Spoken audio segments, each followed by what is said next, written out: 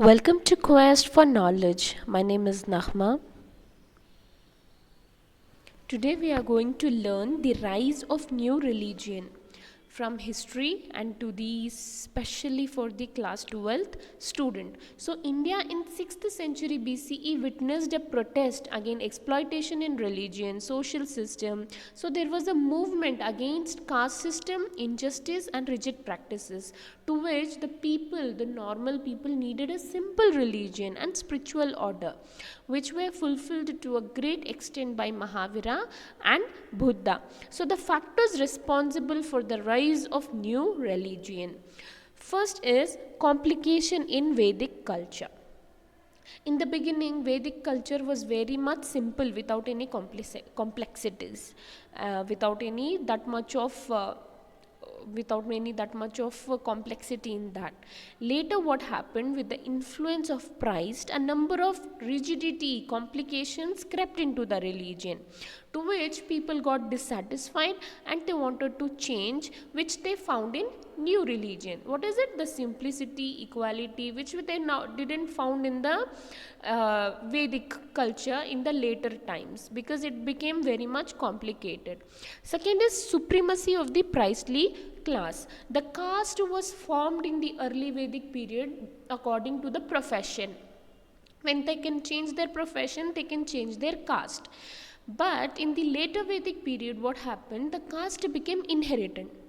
When the caste became inherited, that they cannot able to change their caste, they started, Brahmanas established their supremacy over the caste, and it became impossible for the normal people to do yajanas, that is to perform pujas and sacrifices without the priest.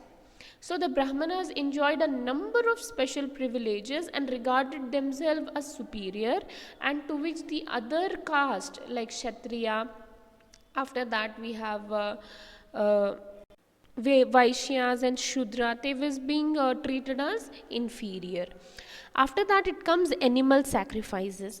Animal sacrifice formed a part of ritual which were very costly to practice. So those who are rich, they can do the animal sacrifices. What about the normal and middle or the lower class people? So the people started to lose faith in the existing religion, because rituals and rites in the Rig Vedic period became complex in the later Vedic period.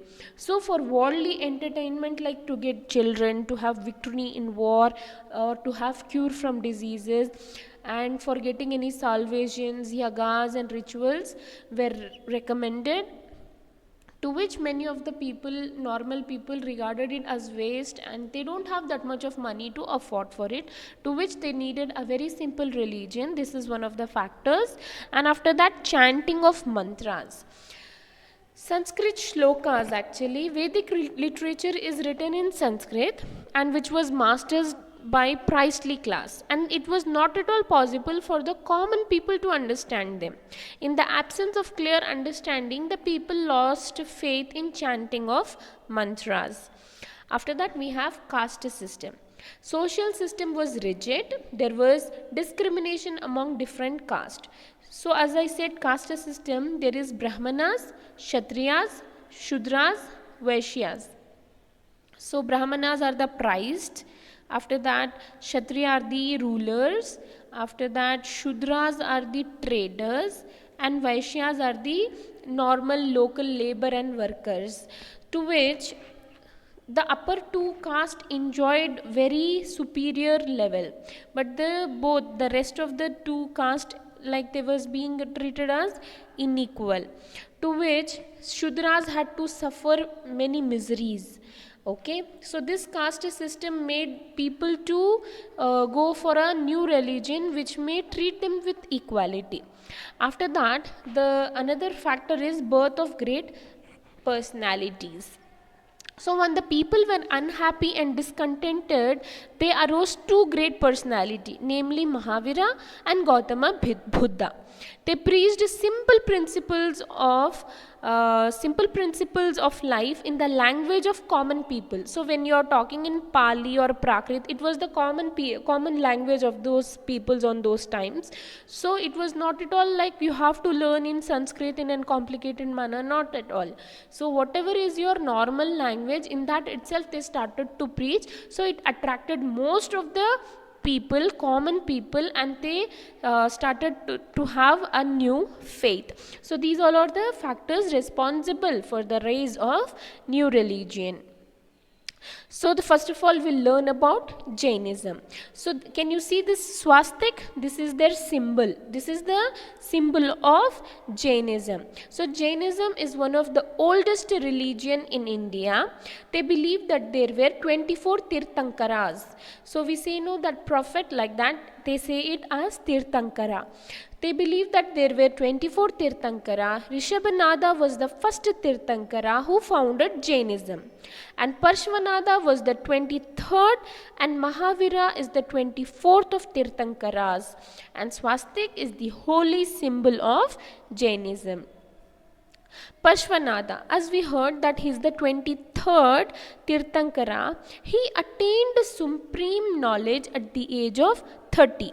He preached 4 great principles, that is ahimsa, non-violence, that we should not do any fighting, we should not keep any rivalry, conflicts and all, to which he says we should have to follow non-violence. Second, satya, always to walk in the path of truth, that is always to follow truth and to maintain truthfulness in life, that is the second point. Third is asteya, not to steal, not to steal. This is the third principle. Fourth is aparigraha. It means non-possession of property more than required. So very beautiful teachings, principles, and these teachings formed the fundamental doctrines of Jainism. So ahimsa, non-violence; satya, truthfulness; asteya, not to steal; aparigraha, not to have property, possess any property more than required. So this is the teaching of Parshvanada, who is the 23rd Tirthankara. In our next video, we will learn the early life and his attainment to enlightenment of Mahavira, who is the 24th of Tirthankara, and his principles and how he has spreaded Jainism in the country.